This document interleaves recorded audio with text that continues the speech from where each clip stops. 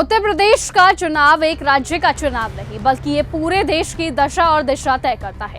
दिल्ली की सत्ता तक पहुंचने का रास्ता सबसे पहले उत्तर प्रदेश से होकर जाता है और यही वजह है कि 2027 के यूपी विधानसभा चुनावों से पहले सियासत अपने चरम पर पहुंच चुकी है। इसी सियासी हलचल के बीच अब एक ऐसा नाम पूरी ताकत के साथ उभर कर सामने आया है जिसने सत्ता पक्ष और विपक्ष दोनों की ही नींद उड़ा दी है।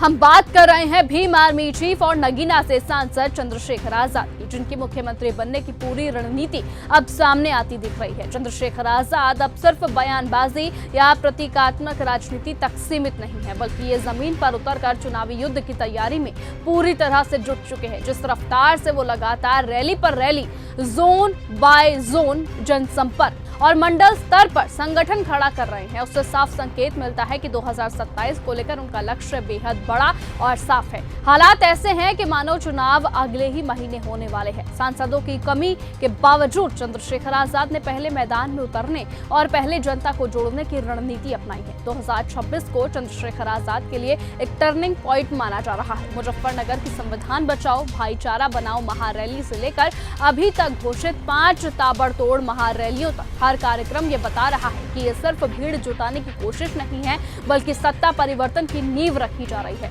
आगरा, कन्नौज, संत कबीर नगर, जौनपुर और बाराबंकी उत्तर प्रदेश के अलग अलग जोन और मंडलों को कवर करती ये रैलियां सीधी बहुजन राजनीति के केंद्र पर वार कर रही हैं। खास बात यहाँ पर यह है कि इन रैलियों में 10 से 15 लाख लोगों के पहुंचने का दावा किया जा रहा है और अगर ये दावा जमीनी हकीकत में बदला तो यूपी की राजनीति में अभी तक का सबसे बड़ा उलटफेर देखने को मिल सकता है। चंद्रशेखर आजाद अब सिर्फ भीड़ ही नहीं जुटा रहे, बल्कि वो बहुजन समाज को एकजुट करने की उस राजनीति पर काम कर रहे हैं, उस राजनीति को वो जगा रहे हैं जिससे कभी काशीराम और बाबा साहेब अम्बेडकर ने दिशा दी थी। चंद्रशेखर आजाद ये भी जानते हैं कि बिहार, मध्य प्रदेश, राजस्थान और झारखंड में उनसे कहां चूक हुई है और यही वजह है कि उत्तर प्रदेश में वो कोई गलती दोहराना नहीं चाहते।